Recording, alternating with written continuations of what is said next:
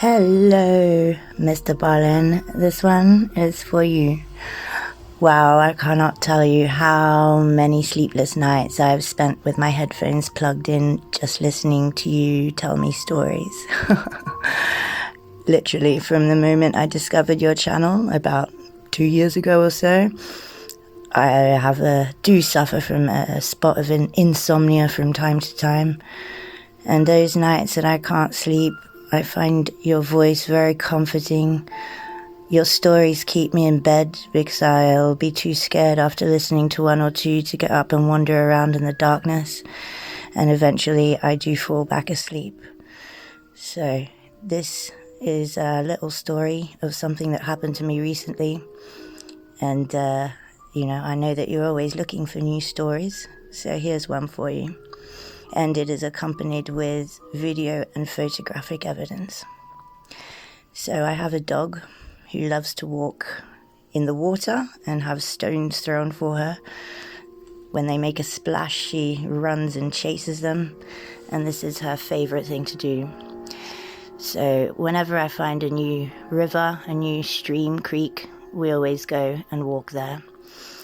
I found a new place. A little forest. There's an old quarry mine nearby, and it's beautiful, so green, a little trickly stream, quite shallow so she can splash around, and plenty of stones to throw. But every time I went there, I started feeling a presence, and it wasn't a pleasant presence. It was quite an ominous, threatening presence. I don't know if it felt quite like it intended me harm, but it certainly felt like it wasn't entirely approving of our presence there, throwing rocks, splashing around, dogs barking, making lots of the noises of life and fun. It didn't appreciate our presence. And I'm quite sensitive to ghosts and the paranormal and such things. I've never been so lucky as to catch any of the activity on camera before, but I have seen ghosts before, and I don't just believe, I know that paranormal activity is absolutely 100% real for me. So while I was standing by the riverbank throwing stones in for my dog, I would, from the peripheral vision, from the corner of my eye, catch something standing on the riverbank beside me. It was watching me, and the presence grew stronger the longer I stayed in one spot. So I would move up and down the river, but it was always there following me. Then one evening we were there at dusk, just before it got dark. It's summer now, so that was about 9 o'clock at night. And we started walking back down the stream, back towards the entrance exit of this nature reserve. My dog was walking in the water, and I was walking along the riverbank. I had a canvas bag, just a normal canvas bag, hanging on my shoulder, and it was thrown towards the back of me, so hanging on my back. I was walking along a very clear, open patch of riverbank. No reason for me to stumble or trip. And all of a sudden, my bag, and it felt like somebody or something had literally with a strong force pushed it. My bag came swinging around my side and hit me in my front, from hanging on my back to hitting me on my stomach. And I screamed. I literally screamed out loud and jumped, because it felt exactly like somebody behind me had grabbed my bag and thrown it around to my front. Well, I got out of there very quickly that night. And felt lacking as to an explanation of what could have happened there. The next time I saw a friend of mine who lives local to that area, I told him about it. And he said, "Oh yeah, that place has got there's something about that place. I've taken some photos there, and when I look at them, there are things in the photos, that you can't explain. Not anything specific, but something you can sense, you can see that there is something in the photo." So I decided that next time I went there, at around the same time at dusk, just before nightfall, I'd take my phone and with plenty of battery, make sure that I had ample opportunity to take photos and video for a minute or two. So about a week later, I did exactly that. We walked down to around the same spot. Oh, also, there's another little aspect of it. There are 2 old bridges, both of them fallen down. One is clearly very old because it's built out of stone, so a Victorian or pre-Victorian construction. The other one is newer because it's built from bricks, but only the pylon of the bridge remains, so none of the actual bridge is still standing, and you'll see in the photos how they are. But anyway, there I was, set myself up, my dog in the river, me on the bank throwing stones for her.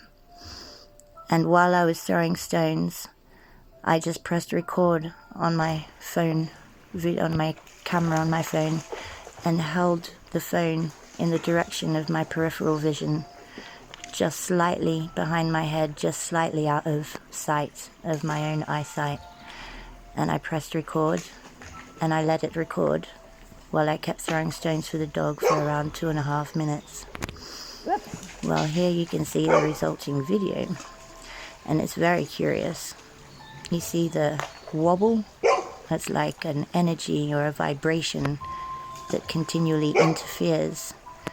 It keeps coming through, and all throughout the video, the whole 2 minutes 30 of it, there's this wave coming and going of vibrational interference.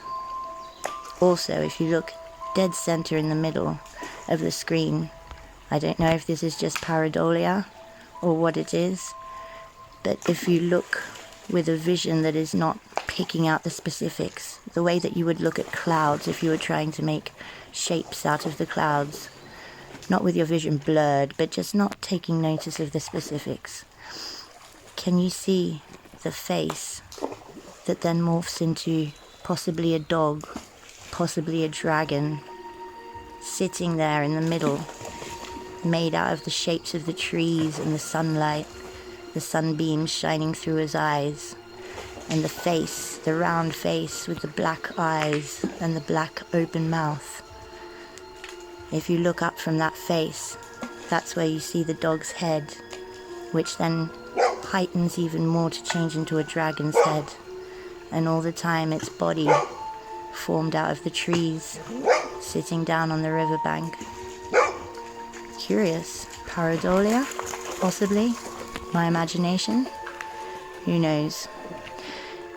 So I didn't look at the video while I was there by the riverbank with my dog. I decided it was getting late, it was getting dark, and we started walking back towards the exit. As I walked, I held my camera up to the side of my head once again, just out of my vision, and just kept pressing snap, snap, snap, continuous pictures as I walked along. Again, I didn't look at the results until I'd got back to the car, driven home, and in the distance and safety of my home, I finally felt brave enough to look and see what I'd captured. Well, you can see it. Here it goes. Forest, riverbank. I'm walking, I'm pressing snap, snap, snap. I'm not looking at what I'm taking. And then suddenly, in the middle of all the green riverbank photos, a red, blurry outline of a fang, of a clawed hand. What is it? How did it get in there? I'll show you even the timestamps of the photos. This has not been inserted, I swear to you. This is exactly the resulting photos from that series of shots that I took walking back along the riverbank, right in the same place where my bag had come and hit my front, swung round from behind and hit me in my front. Well, there's clearly something there. I can't explain it. I don't know what it is. I did speak to my friend about it, and I showed him the photos, and he was, well, suitably impressed.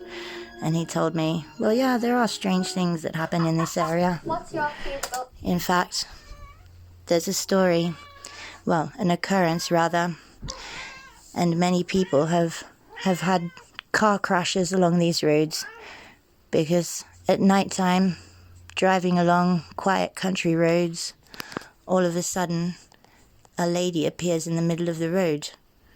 She appears there, standing in the middle of the road, looking confused, and drivers obviously swerve so as not to hit her. But there's nothing there. There's no one there. Well, make of that what you will. Thank you, Mr. Ballen. You've been an inspiration to me, as well as to many, many people, I imagine. Thank you for all your work, for all your dedication to entertaining us. It's a wonderful thing that you do. I wish you health, wealth, happiness, and all the best to you and your family. Thank you so much. Bye.